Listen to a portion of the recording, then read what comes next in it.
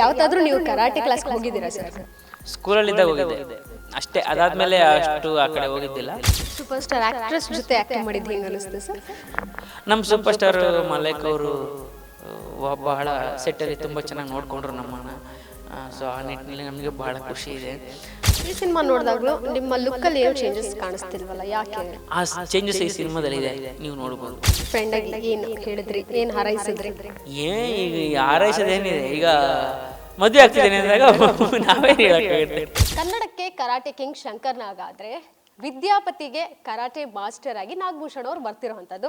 Vidyapati cinema April 10ಕ್ಕೆ ರಾಜ್ಯಾದ್ಯಂತ release ಆಗ್ತಿದೆ. ಇದರ ಹೆಚ್ಚಿನ ಅಪ್ಡೇಟ್ ಏನು, ಸಿನಿಮಾದಲ್ಲಿ ಒಂದಷ್ಟು ಸ್ಪೆಷಾಲಿಟಿಗಳಿವೆ, ಅದನ್ನು ನಾಗಭೂಷಣ್ ಅವರೇ ರಿವೀಲ್ ಮಾಡ್ತಾರೆ. ನಾಗಭೂಷಣ್ ಅವರೇ, ಹಾಯ್, ಹೇಗಿದ್ದೀರಾ? ಹೇಗೆ ನಡೀತಾ ಇದೆ ಲೈಫ್ ನಿಮ್ಮದು? ನಾನು ತುಂಬ ಚೆನ್ನಾಗಿದ್ದೀನಿ, ಥ್ಯಾಂಕ್ ಯು. ನಾನು ಕರಾಟೆ ಮಾಸ್ಟರ್, ನಾನು ಕರಾಟೆ ಸ್ಟೂಡೆಂಟು ಸಿನಿಮಾದಲ್ಲಿ ಕೂಡ. ಸ್ಟೂಡೆಂಟ್ ಆದಮೇಲೆ ಮಾಸ್ಟರ್ ಆಗ್ತೀರಾ ಹೇಗೆ ಸಿನಿಮಾದಲ್ಲಿ? ಇಲ್ಲ, ಸ್ಟೂಡೆಂಟಾಗಿ ಇರ್ತೀನಿ. ಒಬ್ಬ ಮಾಸ್ಟ್ರು ನನ್ನನ್ನು ಟ್ರೈನ್ ಮಾಡ್ತಾರೆ ಸ್ಟೂಡೆಂಟಾಗಿ. ಸೊ ಅದೇ ಕತೆ ಆ್ಯಕ್ಚುಲಿ. ಒಂದು ಪ್ರೋಮೋ ನೋಡಿದ್ವಿ, ಆ ಜಲಕ್ ಬಿಟ್ಟಿದ್ರು ತುಣುಕನ್ನು ಹೊಡೆಯೋದು, ಆ ಶಾರ್ಟ್ ಕರಾಟೆ. ಯಾವತ್ತಾದ್ರೂ ನೀವು ಕರಾಟೆ ಕ್ಲಾಸ್ಗೆ ಹೋಗಿದ್ದೀರಾ ಸರ್? ಸ್ಕೂಲಲ್ಲಿದ್ದಾಗ ಹೋಗಿದ್ದೆ. ಸ್ಕೂಲಲ್ಲಿದ್ದಾಗ ನಮ್ಮ ಪಿ ಟಿ ಮಾಸ್ಟರ್ ಕಲಿಸ್ತಾಯಿದ್ರು, ಪಂಚಸ್ಸು ಅವು ಇವೆಲ್ಲ, ಕಿಕ್ಸು ಪಂಚಸ್ ಅಂತ ನಮ್ಮ ಮಾಸ್ಟರ್ ಕಲಿಸಿದ್ರು ಒಂದಷ್ಟು ಅಷ್ಟೇ. ಅದಾದಮೇಲೆ ಅಷ್ಟು ಆ ಕಡೆ ಹೋಗಿದ್ದಿಲ್ಲ. ಇಲ್ಲೊಬ್ಬರು ನಮ್ಮ ಫ್ರೆಂಡ್ ರಮೇಶ್ ಅಂತಿದ್ದಾರೆ, ಅವರು ಮಕ್ಕಳಿಗೆ ಜಿಮ್ನಾಸ್ಟಿಕ್ಸು ಕರಾಟೆ ಎಲ್ಲ ಹೇಳ್ಕೊಡ್ತಾರೆ. ಅವ್ರು ಕರಿತಾಯಿದ್ರು ಅವಾಗವಾಗ, ಸರ್ ಬನ್ನಿ, ಇವೆಲ್ಲ ನಿಮಗೆ ಬೇಕಾಗುತ್ತೆ, ಬನ್ನಿ ಅಂತ. ನಾವು ಕಾಮಿಡಿ ಮಾಡ್ತಿರ್ತೀವಿ, ನಮ್ಗೆ ಯಾಕೆ ಬೇಕಾಗಿತ್ತು ಅಂತ. ಬಟ್ ನೋಡಿ, ಕೊನೆಗೆ ಅವ್ರ ಅವಶ್ಯಕತೆ ಬಿತ್ತು ನಮಗೆ. ಯಾವ ಬೆಲ್ಟ್ ನಿಮ್ಮದು ಕರಾಟೆದಲ್ಲಿ? ಏನೂ ಇಲ್ಲ, ನಮಗೆ ನೋ ಬೆಲ್ಟ್. ನಾವು ಹಂಗೆ ನೋಡಿದ್ರೆ ವೈಟ್ ಬೆಲ್ಟ್. ಕರಾಟೆ ಕ್ಲಾಸ್ ಹೋಗಿದ್ರಿ? ಕರಾಟೆ ಕ್ಲಾಸ್ ಸ್ಕೂಲಲ್ಲಿ. ಈ ಸಿನಿಮಾದಲ್ಲಿ ಕರಾಟೆ ಅನ್ನುವಂಥದ್ದು ಎಷ್ಟು ಪ್ರಾಮುಖ್ಯತೆ ಪಡೆದುಕೊಳ್ಳುತ್ತೆ? ತುಂಬ ಪ್ರಾಮುಖ್ಯತೆ ಇದೆ ಈ ಸಿನಿಮಾಗೆ. ಅಂದರೆ ನೀವು ಸಿನಿಮಾದಲ್ಲಿ ನೋಡಿದ್ರೆ ಆಲ್ರೆಡಿ ಈಗ ಗರುಡರಾಮ್ ಅವರು ವಿಲನ್ನು. ಸೊ ನಾನು ಗರುಡರಾಮ್ ಅವ್ರನ್ನ ಹೊಡಿಬೇಕು ಅಂದ್ರೆ ಯಾವ ಥರ ಕರಾಟೆ ಕಲಿಬೇಕು, ಸೊ ಆ ಥರ. ಸೊ ಆಬ್ವಿಯಸ್ಲಿ ಅಂದರೆ ಸಿನಿಮಾ ಈ ಕರಾಟೆ ಮಾರ್ಷಲ್ ಆರ್ಟ್ಸು ಇದು ಸುತ್ತ ಹ್ಯೂಮರಸ್ ಆಗಿ, ಅದೊಂದು ಕಾಮಿಡಿಯಾಗಿ ಸುತ್ತುತ್ತೆ. ಕರಾಟೆ ಸ್ಟೂಡೆಂಟ್ ಆಗಿ ಆ ಕಡೆ ಸೂಪರ್ ಸ್ಟಾರ್ ಆ್ಯಕ್ಟ್ರೆಸ್ ಆಗಿ ಮಲೈಕಾ ಅವ್ರು ಕಾಣಿಸ್ಕೊಂಡಿರ್ತಾರೆ. ಅವ್ರನ್ನ ನೀವು ಬೀಳಿಸ್ಕೊತೀರಾ, ಅವ್ರು ಬೀಳಿಸ್ಕೊತಾರ? ಜಗತ್ತಲ್ಲಿ ಯಾವತ್ತೂ ಹುಡುಗಿನ ಬೀಳಿಸ್ಕೋಬೇಕು. ಇಲ್ಲಿ ಹುಡುಗಿ ಯಾರು ಅಂದರೆ ಹೀಗೆ ಇರುತ್ತೆ ಅಂತಲ್ಲ, ಒಂದಷ್ಟು ಎಕ್ಸೆಪ್ಷನ್ಸ್ ಇದ್ದಾವೆ. ಬಟ್ ಯೂಶ್ವಲಿ ಅದು ಗಂಡೇ ಪ್ರಯತ್ನ ಮಾಡಬೇಕು. ಸೊ ಆಬ್ವಿಯಸ್ಲಿ ಅವ್ರು ಸೂಪರ್ ಸ್ಟಾರು. ಈಗ ಸಾಂಗಲ್ಲಿ ನೋಡಿದ್ದೀರಾ, ನಾನು ಫ್ಯಾನು ಸಾಂಗಲ್ಲಿ. ಸೊ ನಾನೇ ತುಂಬ ಕಷ್ಟಪಟ್ಟು ಬೀಳಿಸ್ಕೊಳ್ಳೋದು ಸಿನಿಮಾದಲ್ಲಿ. ರಿಯಲ್ ಲೈಫಲ್ಲಾದರೂ ಅಂಥ ಹರಸಾಹಸಕ್ಕೆ ಯಾರು ಹೋಗೋದಿಲ್ಲ, ಸಿನಿಮಾದಲ್ಲಿ ಆ ಕತೆ. ಗೊತ್ತಿಲ್ಲ, ನೀವು ಇದನ್ನ ಹೀರೋಯಿನ್ಗಳನ್ನ ಕೇಳಬೇಕು, ಒಂದಷ್ಟು ಜನ ಮದುವೆ ಆಗಿರೋರನ್ನ, ಇವ್ರು ಹೆಂಗೆ ಬೆಳೆಸ್ಕೊಂಡ್ರು ಅಂತ. ಆವಾಗ ಗೊತ್ತಾಗುತ್ತೆ ಎಷ್ಟು ಕಷ್ಟಪಟ್ಟಿದ್ದಾರೆ ಅವರು ಅಂತ. ಸಿನಿಮಾ ಶೂಟಿಂಗಲ್ಲಿ ಅಂದರೆ ಸಿನಿಮಾನೇ ಒಂದು ರೀತಿ ಫನ್ನಾಗಿ ಬಂದಿದೆ, ಜೊತೆ ಕಾಮಿಡಿ ಜಾನರ್ ಅಂತ ಹೇಳಿದ್ರು. ಸಿನಿಮಾ ಶೂಟಿಂಗಲ್ಲಿ ಯಾವ ರೀತಿ ಬಂದಿರ್ಬೋದು? ಜೊತೆಗೆ ಗರುಡರಾಮ್ ಸರ್ ನಿಮ್ಮ ವಿಲನ್ ಆಗಿ ಎದುರಾಳಿಯಾಗಿ ನಿಂತಿರೋವಂಥದ್ದು ಫೈಟಿಂಗ್ ಶಾರ್ಟ್ಸ್ ಏನಾದರೂ ಇದೆಯಾ ನಿಮ್ಮ ಇಬ್ಬರದು? ಇದೆ, ಡೆಫಿನೆಟ್ ಆಗಿದೆ. ಸಿನಿಮಾನೇ ನಾನು ಮತ್ತು ಅವರ ಮುಖಾಮುಖಿನೇ ಸಿನಿಮಾ. ಅದು ಎಷ್ಟು ಹ್ಯೂಮರಸ್ ಆಗಿ ಹೋಗುತ್ತೆ ಅಂದರೆ ಸಿನಿಮಾ. ನೀವು ಅದರಲ್ಲಿ ಗರುಡರಾಮ್ ಅವ್ರ ಇಂಟ್ರೊಡಕ್ಷನ್ ನೋಡ್ಬೋದು, ಅವ್ರು ಹೆಂಗೆ ಯಾವ ಥರ ಇದ್ದಾರೆ. ಸೊ ನಾನು ಯಾವ ಥರ ಇದ್ದೀನಿ. ಸೊ ಅವರ ಮುಖಾಮುಖಿ ಆದಾಗ ಏನಾಗುತ್ತೆ, ಅದೇ ಕಾಮಿಡಿ ಅಲ್ವಾ. ನನ್ನವರ ಮುಖಾಮುಖಿ ಆಗೋದೇ ಅದಕ್ಕೆ ಕರಾಟೆ ಕ್ಲಾಸ್ಗೆ ಹೋಗೋದು ನಾನು. ಹೌದು. ಈ ಸಿನಿಮಾ ತಯಾರಿಗೋಸ್ಕರ ಕರಾಟೆ ಕ್ಲಾಸ್ಗೆ ಎಷ್ಟು ದಿನ ಹೋದ್ರಿ ಸರ್? ನಾನು ಹೋದೆ, ತುಂಬ ದಿನ ಹೋಗಿದ್ದೀನಿ, ತಿಂಗಳನ್ಗಟ್ಟಲೆ ಹೋಗಿದ್ದೀನಿ. ಅಂದರೆ ಬಾಡಿನ ಸ್ವಲ್ಪ ಅದ್ರ ತಕ್ಕನಾಗೆ ನೀವು ಏಟ್ ಹೊಡಿಬೇಕಾಗಿಲ್ಲ. ಅವ್ರು ಏಟ್ ಹೊಡೆದಾಗ ನಾವು ಬಿದ್ದಾಗಲೂ ಯಾವ ಥರ ಬೀಳಬೇಕು ಅಂತ ನನಗೆ ಗೊತ್ತಿರಬೇಕಲ್ಲ. ಅದಕ್ಕಾದರೂ ನಾವು ಒಂದಷ್ಟು ಪ್ರಿಪ್ರೇಷನ್ಸ್ ಮಾಡ್ಕೋಬೇಕಾಗಿತ್ತು. ಅದು ಒಂದಷ್ಟು ತಿಂಗಳ ಕಾಲ ನಾನು ಟ್ರೈನಿಂಗ್ ತೊಗೊಂಡಿದ್ದೀನಿ. ಈಗ ಯಾವುದೇ ಸಿನಿಮಾ ಬಂದ್ರೂ ಆ ಕತೆಗೆ ತಕ್ಕಂಗೆ ನೀವು ಪ್ರಿಪೇರ್ ಆಗ್ತಾ ಹೋಗ್ತೀರಾ. ಸೊ ನೀವು ಇಷ್ಟು ವರ್ಷಗಳಲ್ಲಿ ಮಾಡ್ಕೊಂಬಂದಿರೋಂಥ ಪ್ರಾಜೆಕ್ಟ್ಗಳಲ್ಲಿ ದಿ ಬೆಸ್ಟ್ ಕ್ಯಾರೆಕ್ಟರ್ಗೆ ನಾನು ಇಷ್ಟು ಸ್ಟ್ರಗಲ್ ಮಾಡಿದ್ದೆ ಅನ್ನೋದಾದರೆ ಯಾವ ಪಾತ್ರ ಅದು? ಕಷ್ಟಪಟ್ಟಿದ್ದೆ ಅಂದರೆ ಅದು ಇದೇ ಸಿನಿಮಾ. ಯಾವ್ದಾದ್ರು ಸಿನಿಮಾಗೆ ತುಂಬ ಕಷ್ಟಪಟ್ಟಿದ್ದೀನಿ ಅಂದರೆ ಆ್ಯಕ್ಚುಲಿ ಅದು ಈ ಸಿನಿಮಾ. ಯಾಕಂದರೆ ಇದು ಡಿಮ್ಯಾಂಡ್ಸ್, ಬೇರೆನೇ ಸ್ಕಿಲ್ ಸೆಟ್ ಡಿಮ್ಯಾಂಡ್ ಮಾಡುತ್ತೆ ಈ ಸಿನಿಮಾ. ಅಂದರೆ ನಾನು ಯಾವಾಗ ಹೇಳಿದ್ನಲ್ಲ, ಆ್ಯಕ್ಷನ್ ಅಷ್ಟು ಈಸಿ ಅಲ್ಲ. ನಾವು ಅದು ಹೇಳ್ತಾ ಇದ್ದೆ ಮುಂಚೆನೂ, ಫಸ್ಟ್ ಡೇ ಜೋಶಲ್ಲೇನೋ ಮಾಡ್ಬಿಡ್ತೀವಿ ಫೈಟು, ಅದ್ರ ನಾಳೆ ಗೊತ್ತಾಗುತ್ತೆ ಹಣೆ ಬರ ಎಲ್ಲೆಲ್ಲೂ ನೋವು ಶುರುವಾಗಿರುತ್ತೆ. ಸೊ ಅದನ್ನೆಲ್ಲ ಸೊ ಆ ನಿಟ್ಟಿನಲ್ಲಿ ತುಂಬ ಕಷ್ಟಪಟ್ಟಿದ್ದೀವಿ ಈ ಸಿನಿಮಾದಲ್ಲಿ. ಅದಲ್ಲದೆ ಭಾಳ ಚಾಲೆಂಜಿಂಗ್ ಪಾತ್ರ ಕೂಡ, ಪಾತ್ರವಾಗಿ ತುಂಬ ಚಾಲೆಂಜಿಂಗ್ ಪಾತ್ರ.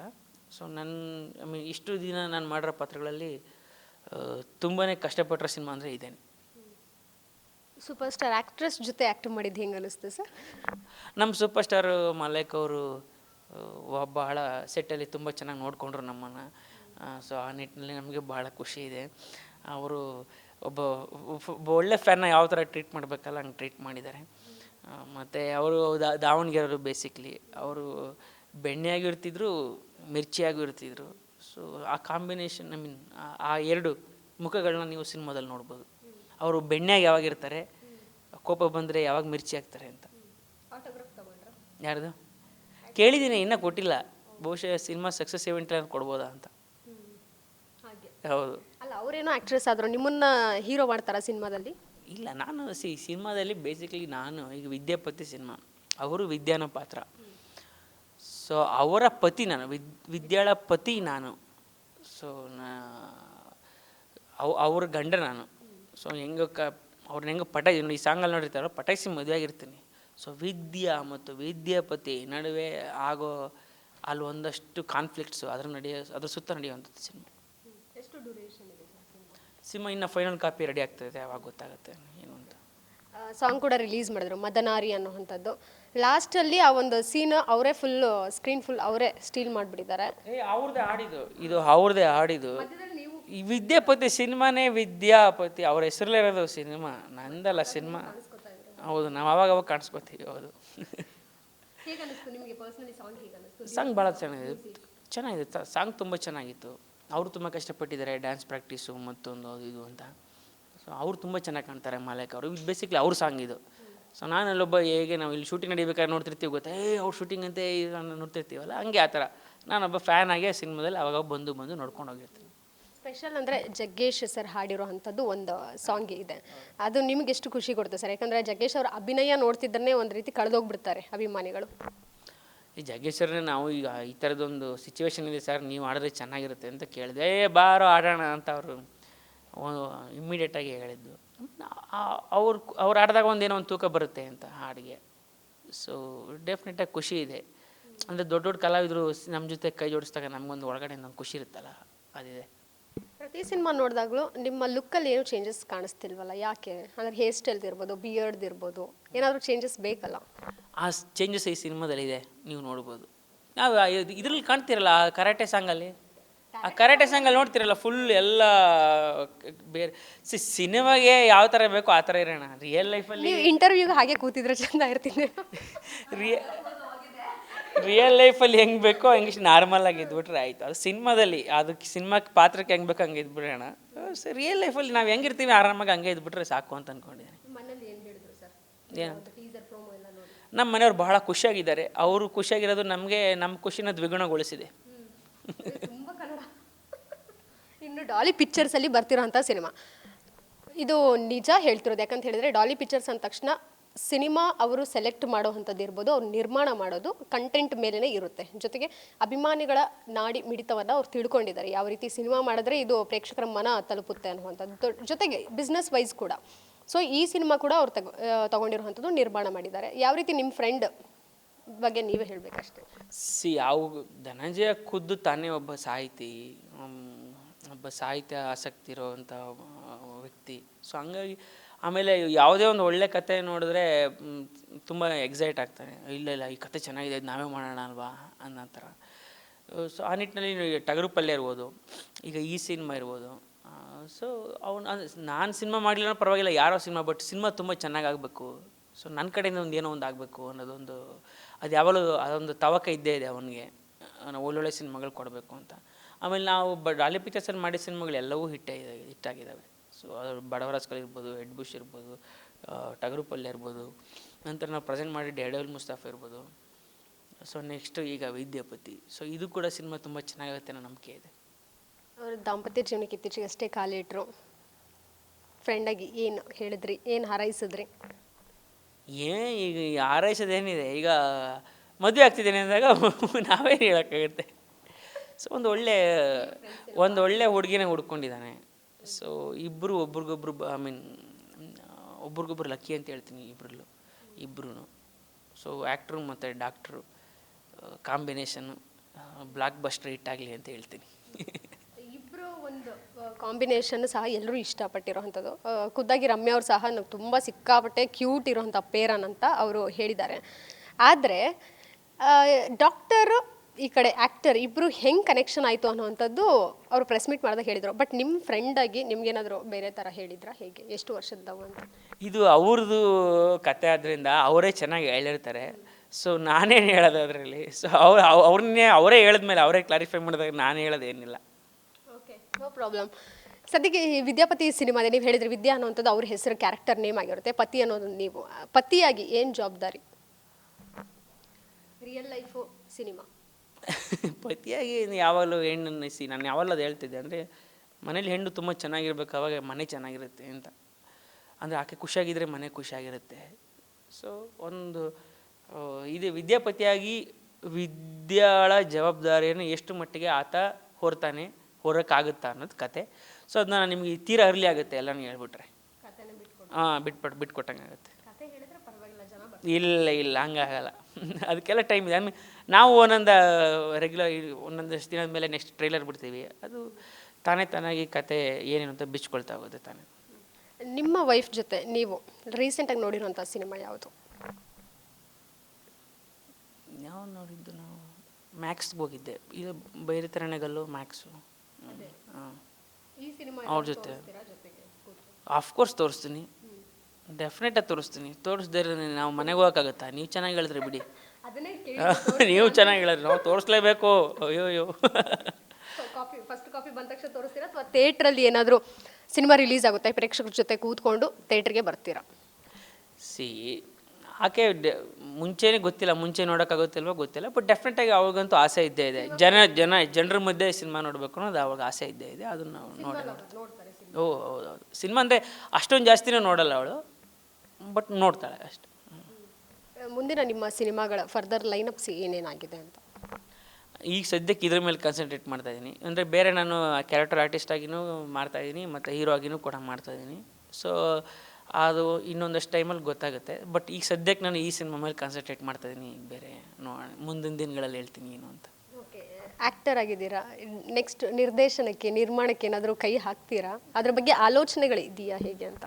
ಅವೆಲ್ಲ ತುಂಬ ದೊಡ್ಡ ಜವಾಬ್ದಾರಿಗಳು, ನಿರ್ಮಾಣ ಮಾಡೋದೆಲ್ಲ ಸದ್ಯಕ್ಕೆ ಇಲ್ಲ.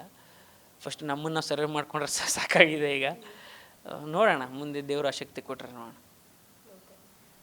ಥಿಯೇಟರ್ ಅನ್ನುವಂಥ ಒಂದು ವಿಚಾರ ಅಷ್ಟೇ. ಇತ್ತೀಚೆಗಷ್ಟೇ CM ಅವರು ಹೇಳಿದರು, ಕನ್ನಡ ಚಿತ್ರರಂಗಕ್ಕೋಸ್ಕರ ನಾವು ಫಿಲ್ಮ್ದು ಏನು ಬೇಕೋ ಅದನ್ನು ಮಾಡ್ತಾ ಇದ್ದೀವಿ, ಅವ್ರಿಗೆ ಯೂಸ್ ಆಗೋದ್ರ ರೀತಿ, ಅಂದರೆ ಸಬ್ಸಿಡಿ ವಿಚಾರವಾಗಿ ಇರಬಹುದು, ಜೊತೆಗೆ ಫಿಲ್ಮ್ ಫೆಸ್ಟ್ ಆ ವಿಚಾರನೂ ಸಹ ಅಲ್ಲಿ ಪ್ರಸ್ತಾಪ ಪಡಿಸಿದ್ರು.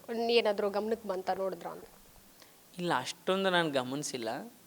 ಬಟ್ ಡೆಫಿನೆಟಾಗಿ ನಮ್ಮದು ಸಿನಿಮಾ ಇಂಡಸ್ಟ್ರಿದು ಬೇಡಿಕೆಗಳಿದ್ದೇ ಇದ್ದಾವೆ. ಅದನ್ನ ಹಿರಿಯರು ಆ ಬೇಡಿಕೆಗಳನ್ನ ಸರ್ಕಾರದ ಮುಂದೆ ಇಡ್ತಾರೆ. ಅದು ಅದು ಪ್ರತಿ ಗೌರ್ಮೆಂಟ್ ಬಂದಾಗಲೂ ಅದು ಆಗೋದೇ ಅಲ್ವಾ. ಸೊ ಅದನ್ನು ದೊಡ್ಡವರು ಮಾಡ್ತಾರೆ. ಕಿರೇನಾಗಿ ನಾನೇನು ಹೇಳಿ ಅದ್ರ ಬಗ್ಗೆ. ಅಂದರೆ ಇದು ಫಿಲ್ಮ್ ಯೂನಿವರ್ಸಿಟಿದವ್ರದ್ದು ಬೆಂಗಳೂರಲ್ಲ ಮೈಸೂರಲ್ಲಿ ಮಾಡ್ತಿದ್ದೀವಿ. ಅದು ಇದು ಫಿಲ್ಮ್ ಸಿಟಿ ಅದೇ ಪ್ರತಿಯೊಂದು ಗೌರ್ಮೆಂಟ್ ಬಂದಲ್ಲೂ ಅದು ಒಂದೊಂದು ಕಡೆ ಅಂತ ಈಗ ಈಗ ಇರೋ ಮೈಸೂರಲ್ಲಿ ಒಂದಷ್ಟು ಎಕರೆನ ನೋಡಿ ಅಲ್ಲಿ ಮಾಡ್ತಾರೆ ಅಂತ ಹೇಳಿದ್ದಾರೆ. ಸೊ ನೋಡ್ಬೇಕು ಅದ್ರ ಬಗ್ಗೆ, ಅದು ಎಷ್ಟು ಬೇಗ ಅದು ಕಾರ್ಯಗತಗೊಳ್ಳುತ್ತೆ, ಅದು ಕಾರ್ಯರೂಪಗಳು ಆಗುತ್ತೆ, ನೋಡಬೇಕು. ಅಂದರೆ ಈಗ ಪ್ರತಿ ಬಾರಿ ಹೈದರಾಬಾದ್ಗೆ ಹೋಗಿ ಶೂಟ್ ಮಾಡ್ತಾರೆ ಫಿಲ್ಮ್ ಸಿಟಿ ಅಂತ ಹೇಳಿದಾಗ, ಅಷ್ಟು ದೊಡ್ಡದಾಗಿ ವೆಚ್ಚದಲ್ಲಿ ಬೇಕು ಅನ್ನೋದು. ಕನ್ನಡಿಗರಿಗೋಸ್ಕರ ಈಗ ಮೈಸೂರು ಪಕ್ಕನೇ ಆದರೆ ಆಬ್ವಿಯಸ್ಲಿ ಎಲ್ರಿಗೂ ಹತ್ತಿರ ಆಗುತ್ತೆ, ಜೊತೆಗೆ ಯೂಸ್ ಆಗುತ್ತೆ ಅನ್ನೋ ರೀತಿಯಲ್ಲಿ ಡೆಫಿನೆಟಾಗಿ ಒಂದು ಫಿಲ್ಮ್ ಸಿಟಿ ಅವಶ್ಯಕತೆ ಕನ್ನಡ ಇಂಡಸ್ಟ್ರಿಗಿದೆ. ಸೊ ಅದು ಆದರೆ ಬಹುಶಃ ನಮ್ಗೆ ಎಷ್ಟು ಕೆಲಸಗಳು ಸಲ್ಲಿಸೋಕ್ಕಾಗತ್ತೆ. ಸೊ ಅದೆಷ್ಟು ಬೇಗ ಆಗುತ್ತೆ ನೋಡಬೇಕು. ಯಾವುದೇ ಒಂದು ವಿಚಾರ ಬಂದ್ರೂ ಕಾಂಟ್ರವರ್ಸಿ ಅಂತ ಬಂದಾಗ ಸೆಲೆಬ್ರಿಟೀಸ್ ಅದಕ್ಕೆ ಗುರಿಯಾಗ್ಬಿಡ್ತಾರೆ. ಇನ್ನು DK ಶಿವಕುಮಾರ್ ಅವರ ಹೇಳಿಕೆ ಕೂಡ ನೀವು ಕೇಳಿರಬಹುದು. ಯಾಕೆ ಪ್ರತಿ ಬಾರಿ ಸೆಲೆಬ್ರಿಟೀಸ್ ಅನ್ನುವಂಥದ್ದು ಸ್ಟಾರ್ಸ್, ನಟ ನಟಿಯರು ಗುರಿ ಆಗ್ತಾರೆ? ಅದೇ ಸಿನಿಮಾದಲ್ಲಿರೋ ಕಾರಣ ಬಹುಶಃ ಎಲ್ಲರೂ ಕೇಳ್ತಾರೆ. ಆಮೇಲೆ ಎಲ್ಲದಕ್ಕೂ ಎಲ್ಲರೂ ಗೊತ್ತಿಲ್ಲ, ರಿಪ್ಲೈ ಮಾಡಬೇಕು ಏನೋ ಗೊತ್ತಿಲ್ಲ. ಅಂದರೆ ಕೆಲವು ಸತಿ ಏನಾಗಿರುತ್ತೆ, ಆ ವಿಷಯ ನಮ್ಗೆ ತಲುಪೇ ಇರಲ್ಲ, ಬಂದ್ಬಿಟ್ಟು ರಿಯಾಕ್ಷನ್ ಕೇಳ್ತಾರೆ. ಆ ಥರದ್ದೊಂದು ಗೊತ್ತಿಲ್ಲ, ಇರಲಿಲ್ಲ. ಬಟ್ ನಾನು ಪ್ರತಿ ವರ್ಷ ನಾವು ಹೋಗೇ ಹೋಗ್ತೀವಿ ಫಿಲ್ಮ್ ಫೆಸ್ಟಿವಲ್ಗೆ. ನಾನು ಹೋಗ್ತೀನಿ, ನಾನು ನೋಡ್ತೀನಿ. ಮುಂಚೆಯಿಂದನೂ ನಾನು ರಂಗಭೂಮಿ ತೊಡಗಿಕೊಂಡು ದಿನಗಳಿಂದಲೂ ನಾವು ಮೈಸೂರಲ್ಲಿ ಹೋಗಿದ್ದೀವಿ ಫಿಲ್ಮ್ ಫೆಸ್ಟಿವಲಲ್ಲಿ, ನಾ ಇರ್ತಾರೆ ಬೆಂಗಳೂರಲ್ಲಿ. ಸೊ ನಾವು ಎಲ್ಲಾದರೂ ಫಿಲ್ಮ್ ಫೆಸ್ಟಿವಲ್ನ ಅಟೆಂಡ್ ಮಾಡೇ ಮಾಡ್ತೀನಿ. ಸೊ ಈ ಕೆಲಸದ ಮಧ್ಯೆ ಒಂದು 2-3 ದಿನ ಈ ಥರದ್ದು ನಡೀತಿದೆ ಅಂತಂದಾಗ ಡೆಫಿನೆಟಾಗಿ ನಾವು ಹೋಗಿ ಬಂದೇ ಬರ್ತೀನಿ. ಸೊ ಅದು ನಮ್ಮ ಫಿಲ್ಮ್ ಫೆಸ್ಟಿವಲ್ ಅಂದರೆ ಅದೊಂದು ಇದಲ್ಲ, ಅಂದರೆ ಬೇರೆ ಭಾಷೆ ಸಿನಿಮಾಗಳನ್ನ ನೋಡಿ ನಾವು ಏನೋ ಒಂದು ಕಲಿಯೋದು ಅದು ಇದ್ದೇ ಇರ್ತದಲ್ಲ, ಅದು ಕಂಟಿನ್ಯೂಸ್ ಪ್ರೊಸೆಸ್ ಅದು ಕಲಿಕೆ ಅನ್ನೋದು. ಸೊ ಆ ನಿಟ್ಟಿನಲ್ಲಿ ನಾನು ನೋಡ್ತೀನಿ ಸಿನಿಮಾಗಳನ್ನ. ಅಂದರೆ ಡಿ.ಕೆ. ಶಿವಕುಮಾರ್ ಅವರ ಒಂದು ಹೇಳಿಕೆಗೆ ಅಂದರೆ ನಂಗೆ ತುಂಬ ಸಿಟ್ಟಿದೆ ಚಿತ್ರರಂಗದ ಮೇಲೆ, ಅವರು ಸಪೋರ್ಟಿವ್ ಆಗಿರೋದಿಲ್ಲ, ನಾವೇನಾದರೂ ಅವ್ರಿಗೆ ಆಹ್ವಾನ ಮಾಡಿದಾಗ ಇದು ಫಿಲ್ಮ್ ಫೆಸ್ಟ್ ಇದೇನು ನಾವು ಕರಿಬೇಕಾಗಿರೋದಲ್ಲ, ನಿಮ್ಮ ಮನೆ ಹಬ್ಬ ನೀವೇ ಬರಬೇಕಿದ್ದಕ್ಕೆ ಅಂತ ಹೇಳಿರೋದು ಒಂದು ಸ್ಟೇಟ್ಮೆಂಟು. ಜೊತೆಗೆ ಈ ಕಡೆ ರಮ್ಯಾ ಅವರು ಸಹ ಅವರ ಮಾತಿಗೆ ಬ್ಯಾಟ್ ಬೀಸಿರೋಂಥದ್ದು. ಹೌದು, ಅವ್ರು ಹೇಳಿರೋದು ಸರಿ ಅಂತ ಅವರು ಕೂಡ ಒಪ್ಕೊಂಡಿದ್ದಾರೆ. ಕನ್ನಡ ಚಿತ್ರರಂಗದಲ್ಲಿ ಒಗ್ಗಟ್ಟು ಬೇಕು ಅಂತ ಹೇಳಿಕೆನ ರಮ್ಯಾ ಅವರು ಕೊಟ್ಟಿರೋವಂಥದ್ದು ನಿನ್ನೆ ಹಂಪಿ ಉತ್ಸವದಲ್ಲಿ. ಒಂದಷ್ಟು ಆರ್ ಅಶೋಕ್ ಅವರು ಸಹ ಬೇರೆ ರೀತಿ ಮಾತಾಡಿದ್ದಾರೆ. ಏನಂತ ಹೇಳಿದರೆ ಅವರು ಟ್ವೀಟ್ ಮಾಡಿದ್ದಾರೆ, ಅಂದರೆ ಕಲಾವಿದರು ನಿಮ್ಮ ಕೈಗೊಂಬೆಗಳಲ್ಲ, ನೀವು ಹೇಳ್ದಂಗೆ ಕೇಳಬೇಕು ಅಂತೇನಿಲ್ಲ, ಈ ರೀತಿ ಧಮಕಿ ಕೊಡಬಾರ್ದು ಅಂತ. ಒಂದು ಹೋಗಬೇಕು ನಿಮ್ಗೆ ಹೋಗ್ಬಾರ್ದು ಅಂತ ಯಾರಿಗೂ ಆ ಥರದ್ದೇನಿರಲ್ಲ. ಈಗ ನನಗೆ ಅದ್ರ ಆಹ್ವಾನ ಇರಲಿಲ್ಲ, ಅಥವಾ ಈಗ ನಾವೇನೋ ಬೇರೆ ಕೆಲಸದಲ್ಲಿದ್ದೆ ಅದ್ರ ನಂಗೆ ಅರಿವಿರಲಿಲ್ಲ. ಸೊ ಈ ಥರ ಸುದ್ದಿ ನೋಡಿ, ಈ ಕಾಂಟ್ರವರ್ಸಿ ಆದಾಗ ಬೇಗ ಗೊತ್ತಾಯಿ. ಈ ಥರದ್ದೇನೋ ಕೇಳಿದ್ರು, ಈಗ ಬೆಳಿಗ್ಗೆಯಿಂದನೂ ಯಾರೋ ಕೇಳ್ತಾ ಇದ್ದೀರಾ. ಸೊ ಹೋಗ್ಬಾರ್ದು ಅನ್ನೋದು ಏನಿರಲ್ಲ. ಈಗ ಹಂಗೆ ನೋಡ್ರೆ ಕನ್ನಡದ ಎಷ್ಟೋ ಜನ ಫಿಲ್ಮ್ ಅವರು ಹಂಪಿ ಉತ್ಸವದಲ್ಲಿದ್ದರು. ಅದನ್ನು ಇದೇ ಸಿನಿಮಾದ್ದೇ ಕೆಲಸ ಅಲ್ವಾ. ಸೊ ಅಲ್ಲೊಂದಷ್ಟು ಜನ ಹೋಗಿದ್ದಾರೆ. ಕೆಲವರು ನೀವು ಇಷ್ಟು ಹೇಳಿದ್ರಿ, ಈಗ ಇನ್ನೊಂದಷ್ಟು ಜನ ಹೇಳಿದ್ದಾರೆ ನಮಗೆ 1 hour ಮುಂಚೆ ಇನ್ವಿಟೇಷನ್ ಬಂತು ಅಂತ, ಒಂದಿನ ಮುಂಚೆ ಇನ್ವಿಟೇಷನ್ ಬಂತು ಅಂದರೆ ಈ ಥರದ್ದು ಅಂದರೆ ಒಂದು ದೊಡ್ಡ ಒಂದು ಈವೆಂಟ್ ಆಗಬೇಕಾದ್ರೆ ಈ ಥರ ಸಣ್ಣ ಮಿಸ್ಅಂಡರ್ಸ್ಟ್ಯಾಂಡಿಂಗ್ಗಳು ಆಗ್ತವೆ. ಸೊ ಅದನ್ನು ದೊಡ್ಡದು ಮಾಡೋದು ಬೇಡ, ಅದು ಅಲ್ಲಲ್ಲೇ ಆಗುತ್ತೆ. ಬಟ್ ಕನ್ನಡ ಕಲಾವಿದರು ಅಂತ ಮೆನ್ಷನ್ ಮಾಡಿದ್ರಲ್ಲ, ಅದು ಒಂದು DCM ಆಗಿ, ಹಾಗಾಗಿ ಇದು ಹೈಲೈಟ್ ಆಗಿರೋವಂಥದ್ದು ಅಷ್ಟೇ. ಹೌದು. ಓಕೆ, ನಾವು ವಿದ್ಯಾಪತಿ ಸಿನಿಮಾ ಏಪ್ರಿಲ್ 10ರಿಂದ ಥಿಯೇಟರ್ಗೆ ಬರ್ತಾ ಇದೆ. ಸೊ ಎಷ್ಟು ಥಿಯೇಟರ್ದು ಏನಾದರೂ ಇವಾಗ ಅದ್ರ ಬಗ್ಗೆ ಮಾತುಕತೆ ನಡೀತಿದೆ, ಅಥವಾ ಪ್ರಮೋಷನ್ ಆ್ಯಕ್ಟಿವಿಟೀಸ್ ಯಾವ ರೀತಿ ಬರಬೇಕು ಅಂತ ಅಂದ್ಕೊಂಡಿದ್ದೀರಾ? ಥಿಯೇಟರ್ ರಿಲೀಸ್ ಎಲ್ಲ ಇನ್ನೂ ತೀರಾ ಅರ್ಲಿ, ಯಾಕಂದರೆ ಇನ್ನೂ ತುಂಬ ದಿನಗಳಿದ್ದಾವೆ. ಸೊ ಪ್ರಮೋಷನ್ ಆ್ಯಕ್ಟಿವಿಟೀಸನ್ನು ಕಂಟಿನ್ಯೂಸ್ ನಾವು ಈಗ ಶುರು ಮಾಡಿದ್ದೀವಿ, ಇನ್ನು ಕಂಟಿನ್ಯೂಸ್ ಆಗಿ ಮಾಡ್ತಾ ಹೋಗ್ತೀವಿ. ಯಾಕಂದರೆ ನೆಕ್ಸ್ಟ್ ಇನ್ನೊಂದು ಸಾಂಗ್ ಇದೆ, ಇನ್ನು ಟ್ರೇಲರ್ ರಿಲೀಸ್ ಇವೆಂಟ್ ಇದೆ. ಸೊ ನೋಡ್ತಾ ಹೋಗ್ಬೇಕು. ಯಾಕೆ ಕೊಡ್ತಿದ್ದಾರೆ ಸರ್ ಪ್ರಮೋಷನ್ ಆ್ಯಕ್ಟಿವಿಟೀಸ್ ಐಡಿಯಾಸ್ ಎಲ್ಲ? ಯಾಕಂದರೆ ಈ ಹಿಂದೆ ಸಿನಿಮಾದು ಸಹ ಬೇರೆ ರೀತಿಯ ಆ್ಯಕ್ಟಿವಿಟೀಸ್ ಇರಬಹುದು, ಅದರದ್ದೊಂದು ಪ್ರಚಾರ ಕಾರ್ಯನೇ ಬೇರೆ ರೀತಿ ಇರ್ತಿತ್ತು ವಿಭಿನ್ನವಾಗಿ. ಸೊ ನಿಮ್ಮ ಸಿನಿಮಾಗೆ ವಿದ್ಯಾಪತಿಗೆ ಅನ್ನೋ ಟೈಟಲ್ ತಕ್ಕಾಗೆ ಯಾವ ರೀತಿ ಮಾಡ್ಬೋದು ನೀವು? ಗೊತ್ತಿಲ್ಲ, ಅದು ನಮ್ಗೆ ಐಡಿಯಾಸ್ ಹೆಂಗೆ ಬರುತ್ತೆ. ನೀವೇನಾದ್ರು ಇದ್ದರೆ ಐಡಿಯಾಸ್ ಹೇಳಿ, ಹಿಂಗೆ ಮಾಡಿದ್ರೆ ಚೆನ್ನಾಗಿರುತ್ತೆ ಅಂತ ಹಂಗೆ ಮಾಡ್ತೀವಿ.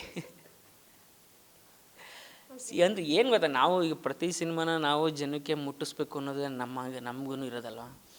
ಸೊ ಅದಕ್ಕೆ ನಾವು ಒಂದಷ್ಟು ಪ್ರಯತ್ನಗಳನ್ನ ಕಂಟಿನ್ಯೂಸ್ ಆಗಿ ಮಾಡ್ತಾ ಇರ್ತೀವಿ. ಸೊ ಈ ನಾಳೆ ಏನೋ ಅನಿಸುತ್ತೆ, ಅಥವಾ ನಾಳಿದ್ದೇನೋ ಅನಿಸುತ್ತೆ, ಓಕೆ ಅದನ್ನು ಮಾಡ್ಬೋದು, ಇದನ್ನು ಮಾಡ್ಬೋದು, ಎಸ್ ಎ ಟೀಮ್ ಡಿಸ್ಕಸ್ ಮಾಡ್ತೀವಿ ಏನು ಮಾಡೋಣ ಅಂತ. ಸೊ ಈ ಥರದ್ದು ಈಗ ಈ ಸಾಂಗ್ ರಿಲೀಸ್ ಆದಾಗ ಈ ಥರದ್ದೊಂದು ಮಾಡ್ಬೋದು ಅಂತ ಹರೀಶ್ ಹೇಳಿದ್ರು, ನಮ್ಮ ಪಿಯರು. ಸೊ ಈಗ ಇದನ್ನು ಮಾಡ್ತಾಯಿದ್ದೀವಿ. ಸೊ ನಂತರ ದಿನಗಳಿಗೆ ಯಾರ್ಯಾರು ಏನೇನು ಸಜೆಸ್ಟ್ ಮಾಡ್ತಾರೆ ಅದನ್ನು ನೋಡಿಕೊಂಡು ಮಾಡಬೇಕು. ಕೊನೆಯ ಪ್ರಶ್ನೆ ಏನಂದರೆ, ಸಿನಿಮಾದ ಒಂದು ವಿಜುವಲೈಸೇಷನ್ ಅಂದರೆ ಸಿನಿಮಾಟೋಗ್ರಫಿ ತುಂಬ ಫೋಕಸ್ ಮಾಡ್ತಾರೆ ಆಡಿಯನ್ಸಿಗೆ. ಅದು ಬಂದ್ರೇ ಒಂದು ಮೇಕಿಂಗ್ ತುಂಬ ಚೆನ್ನಾಗಿ ಬಂದಿದೆ ಅನ್ನೋಂಥ ಒಂದು ವರ್ಡ್ ಹೇಳ್ತಾರೆ. ಜೊತೆಗೆ ರೇಟಿಂಗ್ ಕೂಡ ಅದ್ರ ಬೇಸ್ ಮೇಲೆ ಕೊಡ್ತಿರೋವಂಥದ್ದು. ಸೊ ಸಿನಿಮಾಟೋಗ್ರಫಿ ಬಗ್ಗೆ ಹೇಳೋದಾದ್ರೆ, ನಮ್ಮ ಸಿನಿಮಾಟೋಗ್ರಫಿ ಲವಿತ್ ಅಂತ. ನಾವು ಈ ಮುಂಚೆ ಇಕ್ಕಟ್ಟು ಸಿನಿಮಾ ಮಾಡಿದ್ವಿ, ಸೇಮ್ ಟೀಮೇ ಈ ಸಿನಿಮಾ ಮಾಡಿರೋದು. ಡೈರೆಕ್ಟರ್ಸು ಮತ್ತು ಇವರು ನಮ್ಮ cameraman same team, music director ಎಲ್ಲ ಸೇಮ್ ಇದ್ದೀವಿ ಈ ಟೀಮಲ್ಲಿ. ಟೆಕ್ನಿಷಿಯನ್ಸ್ ಹೇಳ್ತಾ ಇರೋದು ನಾನು. ಸೊ ನೀವು ಡೆಫಿನೆಟ್ಲಿ ನೀವು ಹೇಳ್ದಂಗೆ ಮೇಕಿಂಗ್ ತುಂಬ ಇಂಪಾರ್ಟೆಂಟು, ಯಾಕಂದರೆ ಅದು ಸ್ಕ್ರೀನ್ ಮೇಲೆ ಕಾಣುತ್ತೆ. ಸೊ ಈ ಸಿನಿಮಾ ಚೆನ್ನಾಗಿ ಕಾಣೋದಕ್ಕೆ ನಮ್ಮ ಎಲ್ಲ ತಂತ್ರಜ್ಞರ ಇದು ಶ್ರಮ ಕಾರಣ. ಮತ್ತು ಅಷ್ಟು ಚೆನ್ನಾಗಿ ಅಷ್ಟೇ ಚೆನ್ನಾಗಿ ದುಡ್ಡು ಕೂಡ ಖರ್ಚಾಗಿದೆ ಈ ಸಿನಿಮಾಗೆ, ಬಜೆಟ್ ಕೂಡ. ಸೊ ಡೆಫಿನೆಟ್ಲಿ ಸಿನಿಮಾ ತುಂಬ ಚೆನ್ನಾಗಿ ಕಾಣುತ್ತೆ. ಅದು ಅವರ ಶ್ರಮದ ಪ್ರತಿಫಲ, ನಮ್ಮ ಟೆಕ್ನಿಷಿಯನ್ಸ್ದು. ನಿಮ್ಮ ಸಿನಿಮಾ ರಿಲೀಸ್ ಇರೋದನ್ನ ನಿಮ್ಮ ಕರಾಟೆ ಒಂದು ಕೋಡ್ ವರ್ಡ್ಸ್ ಇರುತ್ತಲ್ಲ? ಹಂಗೇನಿಲ್ಲ, ಇಟ್ಸ್ ಟು ಅರ್ಲಿ. ಇವೇ ಹಂಗೇನಿಲ್ಲ ಅದೆಲ್ಲ. ನಿಮ್ಮ ಆಡಿಯನ್ಸ್ಗೆ ಹೇಳಿ, ನಿಮ್ಮ ಸಿನಿಮಾ ರಿಲೀಸ್ ಆಗ್ತಿರೋದು ಈಗ ಡಾಲಿ ಯೂಟ್ಯೂಬ್ ಚಾನಲ್ನಲ್ಲಿ ವಿದ್ಯಾಪತಿ ಸಿನಿಮಾದ ಮದನಾರಿ ಹಾಡು ರಿಲೀಸ್ ಆಗಿದೆ. ದಯವಿಟ್ಟು ನೀವೆಲ್ಲ ನೋಡಿ, ಹಾಡು ತುಂಬ ಚೆನ್ನಾಗಿದೆ. ಮತ್ತು ಏಪ್ರಿಲ್ 10ಕ್ಕೆ ವಿದ್ಯಾಪತಿ ಸಿನಿಮಾ ರಾಜ್ಯದಾದ್ಯಂತ ಬಿಡುಗಡೆ ಆಗ್ತಾಯಿದೆ. ಈ ಮುಂಚೆ ಟಗರು ಪಲ್ಯ ಸಿನಿಮಾ ನೋಡಿ ನೀವೆಲ್ಲ ಆಶೀರ್ವಾದ ಮಾಡಿದಿರಿ. ಈ ಸಿನಿಮಾ ಕೂಡ ಬಂದು ನೋಡಿ ಆಶೀರ್ವಾದ ಮಾಡಿ ಅಂತ ಕೇಳ್ಕೊತೀನಿ. Thank you.